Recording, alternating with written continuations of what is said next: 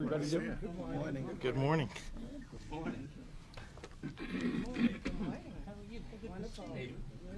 I'm glad I'm not by myself. Good seeing you again. Now we cook. Hello, sir. How you been? Good, good. All my friends in it. How you doing? I'm sure. Good to see you. Okay. Get the politician in the group right here. I'm glad I'm not going to be the only one late. William, what are you running for? I'm running for my life. Well, good morning, everybody. I'm very pleased to be joined by so many working men and women who are standing here in the fight for fairness. In some cases, they've been fighting for more than a decade to bring this idea to life. Last week, I outlined my proposal to make the income tax system fair for the working people of Illinois. Since then, I've had the pleasure of visiting communities in different parts of the state. I was in El Dorado, where I signed a bill to make sure that there was access to quality health care in rural areas of Illinois. In Moline, I visited vocational training classrooms and the model career technical education that their high school students are getting. And everywhere that I went, the people of Illinois, the working families of Illinois, want to be treated fairly. I heard that loud and clear over and over again. As I said throughout my campaign, Illinois' flat tax system is regressive and unfair to the middle class and to those who are striving to get there. People like me should pay more, and people like you should pay less. It's simple. That's what this fair tax will do. As we discuss this proposal with the members of the General Assembly and ultimately ask the people of Illinois to decide, my administration is committed to being fully transparent and giving everyone the tools that they need to fully understand this proposal. To that end, I'm proud today to introduce the Fair Tax Calculator. This calculator will allow every taxpayer in Illinois to calculate exactly what the fair tax will mean for them and for their families. All you need to do is go to illinois.gov/fair tax calculator. That's illinois.gov/fair tax calculator. And you plug in your income, the number of children if you're a parent, and your property tax bill if you own a home. For those who earn up to $250,000, this calculator will show you that you will get tax relief. In fact, 97% of Illinoisans will see tax relief under this proposal. In some cases, this reduction will be very modest, and in some cases, especially for families with children, it will amount to hundreds of dollars.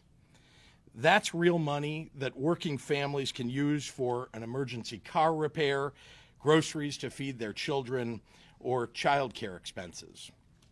The fair tax provides a start to much-needed property tax relief with a 20% increase in the property tax credit. So the tax calculator asks homeowners to plug in their property tax information. The fair tax also includes a new tax credit of $100 per child for families raising children, especially those families who need it most. So there's a place to plug in the number of children in your family. While the fair tax will give relief to 97% of individual taxpayers and brings tax fairness to our state, it has a very important additional underlying purpose. It will put Illinois on firmer fiscal footing. The fair tax would eliminate the budget deficit, will balance future budgets, pay down the backlog, and reduce the state's pension liability by producing revenue of $3.4 billion. It would restore stability to our economy and end the uncertainty that has plagued our state. It will give job creators and working families the confidence that Illinois is getting its fiscal house in order. Discussions are ongoing with members of the General Assembly on both sides of the aisle. I respect the rights of opponents to disagree with this proposal. We should all demand that they acknowledge the facts and tell us specifically what they support that will address a $3.2 billion deficit, will pay down $15 billion of debt associated with unpaid bills, and protect working families. While they may not agree with my approach, they should do so in good faith and with a specific counterproposal, not pie in the sky. We must act, and the principal options for fixing state finances are, number one, for those who oppose any new revenue, they would have to make a drastic 15% cut to schools, to public safety, to transportation, and to universities, which would also inevitably lead to a property tax increase on the local level all across our state. A second option is to raise income taxes by 20% on everyone, including those who earn between $17,000 and $250,000. Or three, we can implement a fair income tax that gives everyone under $250,000 tax relief and ask those who make more to step up to the plate and pay more. I choose fairness. Before I take any questions, I'd like to invite a few other speakers to talk about what the fair income tax means to them. And I'd like to begin by calling on Bob Reiter, who is the president of the Chicago Federation of Labor. Bob? Thank you, Governor Pritzker. As Governor Pritzker said, my name is Bob Reiter. I'm president of the Chicago Federation of Labor. We represent 300 unions that represent 500,000 working men and women in Chicago and Cook County. Usually I go into my whole rap about we represent airline pilots and zookeepers, but I'd really like to talk about two specific groups of people today. First, the folks who give us vital services that we need in our everyday lives, from the state workers, the social workers, to teachers, people that oftentimes, under the current budget climate, go into their own pockets to help people that they're providing services for, right?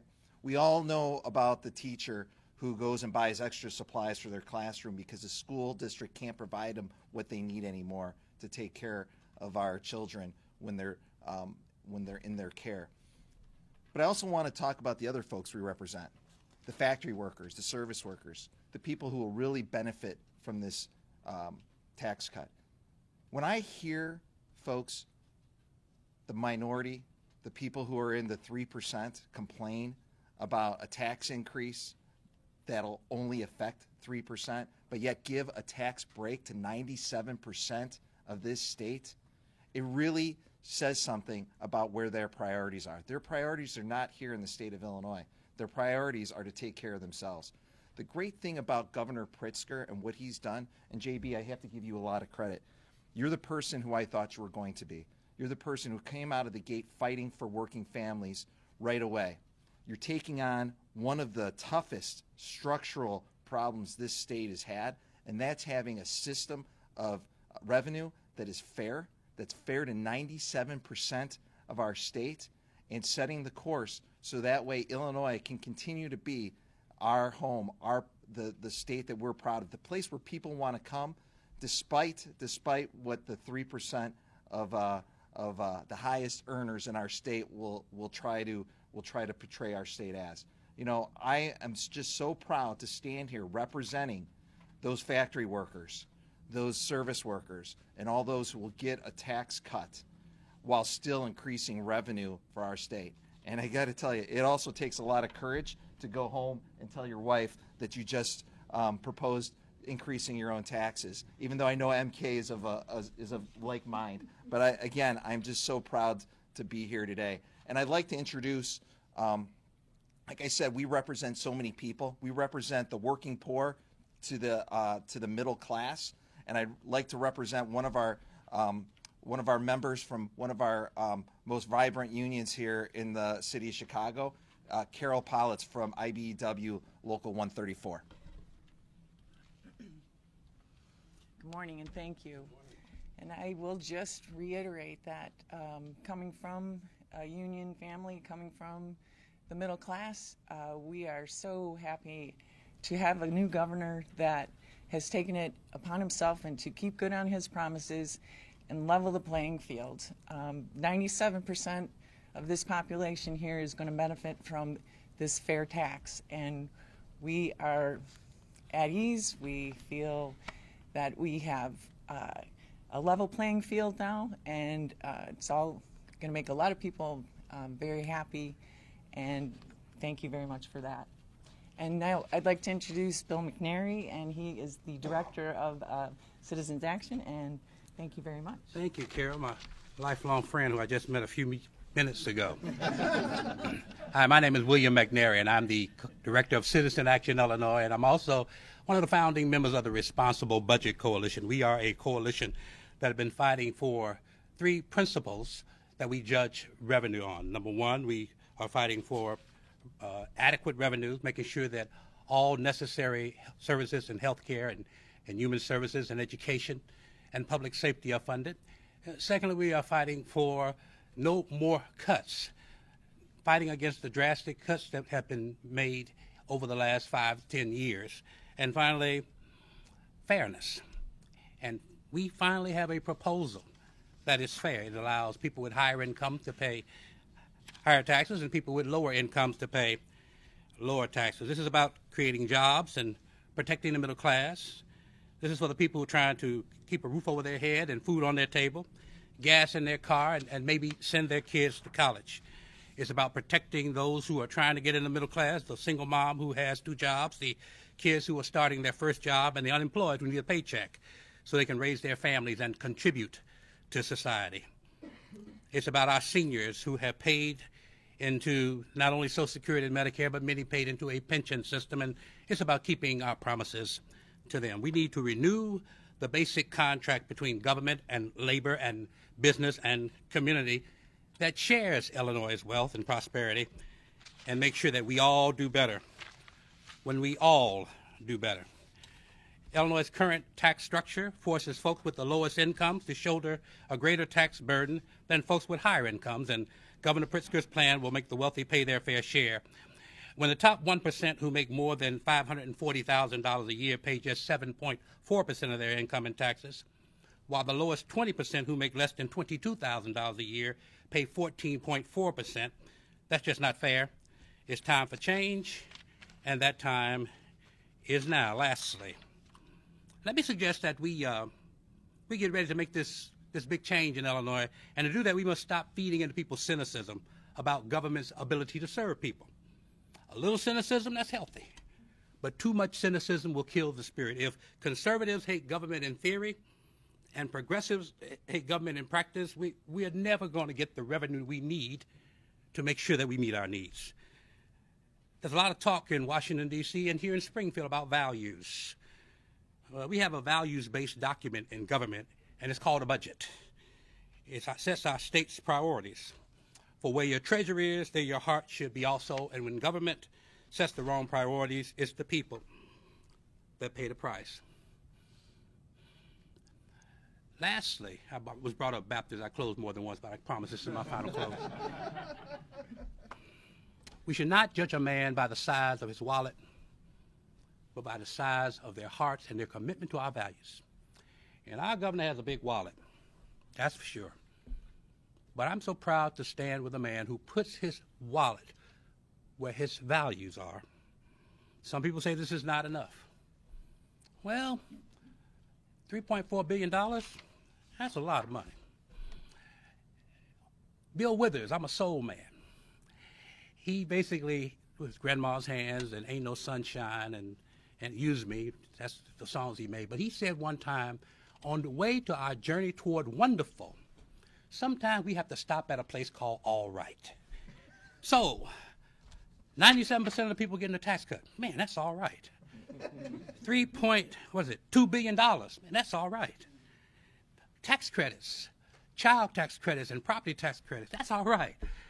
Man, you know what? It's not where we want to be. It's not where we ought to be, but man, I'm going to get out this car and enjoy this place called All Right.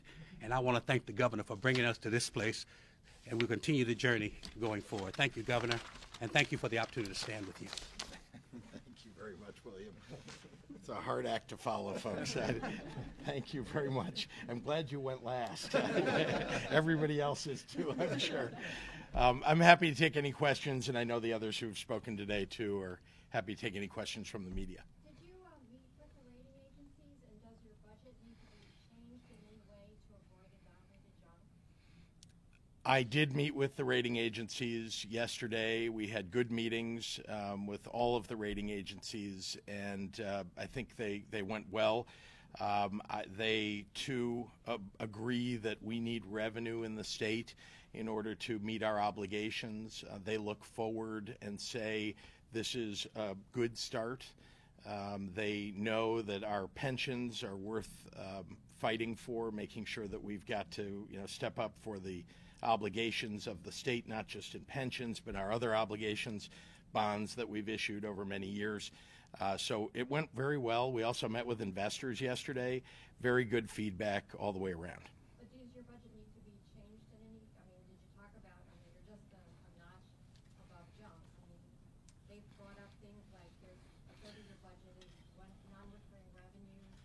You're reducing the pension payment. These are all, red lights for the rating agency. Well, all of it will be, as you know, a budget is a proposal by a governor, and the legislature has to take up that proposal and then look at what they want to add or subtract from it.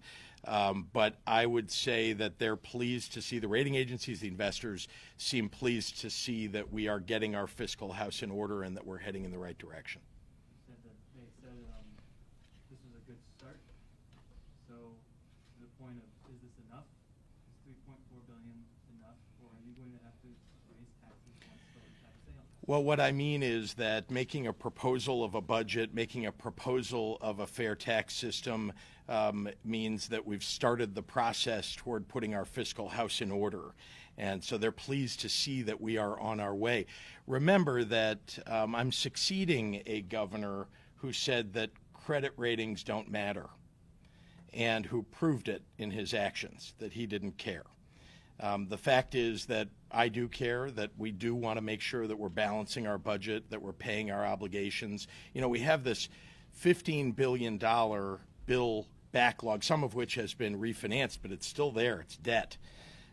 We need to make sure that we're paying down those debts that were racked up, 10 billion of it, racked up in just the prior administration, 5 from before.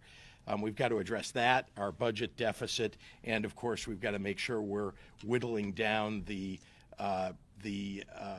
pension net liability. Is $3.4 billion, are these rates going to get you there for that? I believe it is, and in fact, what I've said is that although there's a $3.2 billion projected budget deficit for next year, there is a multi-billion dollar, it's been presumed to be around $2 to $2.5 billion of a structural deficit that needs to be covered for years to come. That's why we need to change the tax system. And the question, I guess, I would put forward is, how are the opponents of this going to address the problem?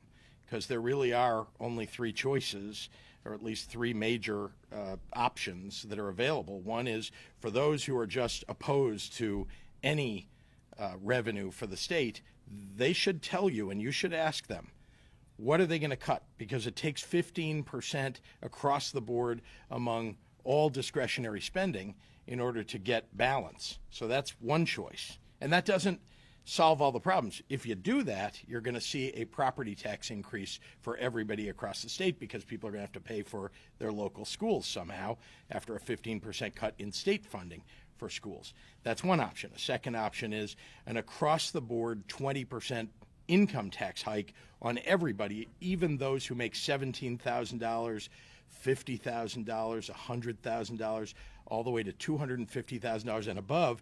Everybody would see a 20% tax hike. That's their second option that some of them have proposed. And the third is to implement a fair tax where people who are wealthier pay more, people who are less wealthy pay less. That's the system that I believe is the best one and it's the fairest one. Governor, is there any room for change within your proposal, seeing as it's only March, you're negotiating? Is there any kind of wiggle room with these rates, or is this exactly the way you'd like to see it passed? Well, I put a proposal forward, and so this is the one that I think is best. But I understand that there are differing opinions that should come to the fore. I'm somebody who believes that there are good ideas to be had anywhere, including among Republicans and Democrats. And so they should bring those forward. But I think folding your arms and saying, let's not do anything, that's the wrong answer.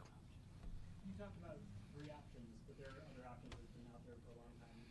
Things like taxing retirement income, even of just wealthy retirees earning maybe more than people on the higher brackets that you propose, or taxing services that are used by the wealthy, like landscaping, things like that. Why aren't those on the table? I put my position forward. I said it for 2 years. I think we need a fair tax system.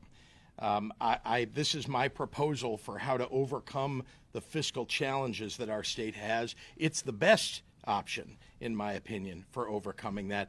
That's why I put it forward. I think that most people in the state think giving a 97% of the state a tax cut is a pretty good idea, and that asking the wealthiest people in the state, who are currently paying the very same rate as someone who earns the minimum wage, that doesn't seem fair to me, and I don't think it seems fair to most people in the state.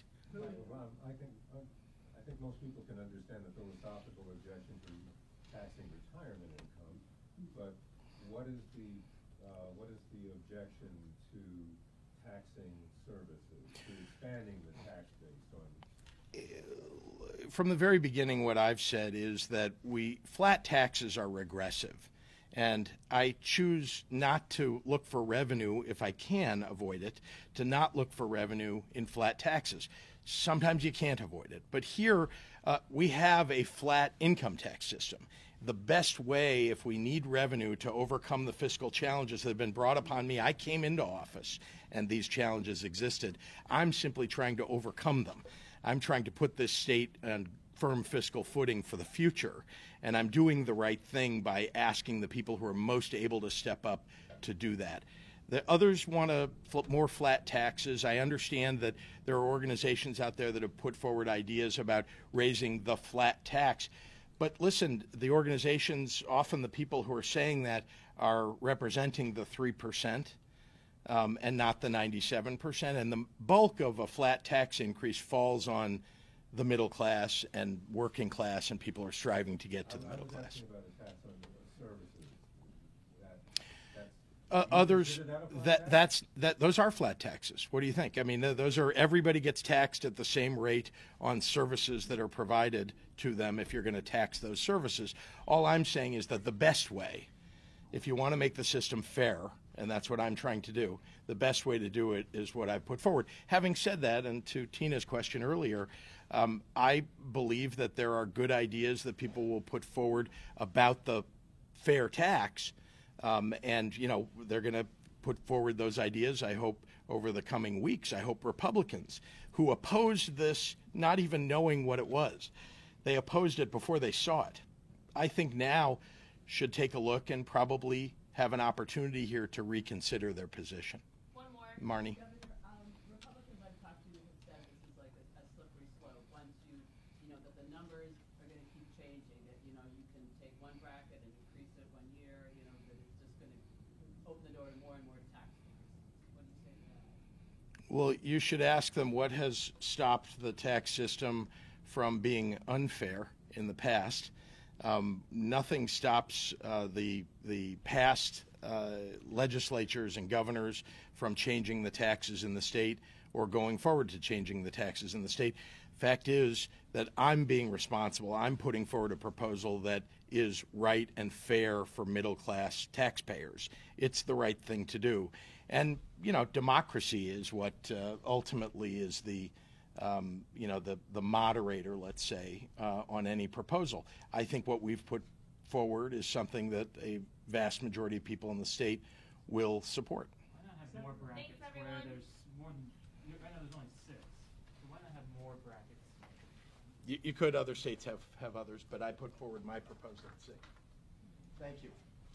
Hey, thank you very much. Appreciate you, everybody. Thank you for coming. Yeah, come on. Our officers, Jeff Berkowitz, thanks for joining us on the Illinois Channel. We're going to take a bit of an in-depth look at the run for the mayor. think what they care about are the issues we're talking about. What are you going to do about the schools? What are you going to do about fixing the financial situation of the city? And what are you going to do about the level of crime and ensuring that we have safe neighborhoods? Would I be right on that? Yes. The Illinois Channel, keeping you connected to your state, your issues, your home.